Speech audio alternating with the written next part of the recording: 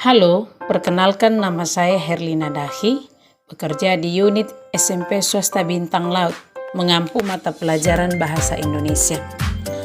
Pada video pembelajaran kali ini, kita akan membahas tentang struktur teks persuasi. Dengan kompetensi dasar yakni menelaah struktur teks persuasi yang berupa saran, ajakan, dan pertimbangan tentang berbagai permasalahan aktual dari berbagai sumber. Tujuan pembelajaran, peserta didik diharapkan mampu menelaah struktur teks persuasi yang berupa ajakan, saran dari berbagai sumber. Yang kedua, peserta didik diharapkan mampu membuat teks persuasi sesuai strukturnya. Baik, sebelum kita masuk pada penjelasan tentang struktur teks persuasi, terlebih dahulu kita perlu pahami apa yang dimaksud dengan struktur teks persuasi. Struktur teks persuasi adalah penegasan kembali atas pernyataan-pernyataan sebelumnya dari teks persuasi yang merupakan jawaban dari pernyataan mengajak atau menghimbau seseorang untuk melakukan sesuatu hal. Adapun yang menjadi struktur teks persuasi yakni pengenalan isu, rangkaian argumen, pernyataan ajakan, dan penegasan kembali. Kita bahas satu persatu. Pengenalan isu. Pengenalan isu yakni berisi pengantar atau penyampaian tentang isu atau topik yang menjadi dasar tulisan yang dibahas dalam teks. Yang kedua, rangkaian argumen. Rangkaian argumen berisi sejumlah pendapat penulis tentang isu yang diangkat. Pendapat tersebut disertai dengan fakta dan data sehingga kedudukannya jelas. Yang ketiga, pernyataan ajakan. Pernyataan ajakan adalah inti dari persuasi, yaitu berupa dorongan atau ajakan kepada pembaca untuk melakukan sesuatu.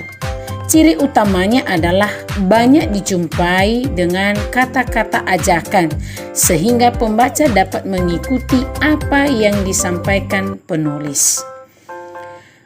Terakhir, keempat, penegasan kembali. Penegasan kembali bagian ini berisi penegasan dari pernyataan-pernyataan sebelumnya yang biasanya ditandai dengan ungkapan seperti demikianlah, dengan demikian, oleh karena itu. Untuk lebih jelas, kita terapkan pada teks persuasi. Contoh pengenalan isu.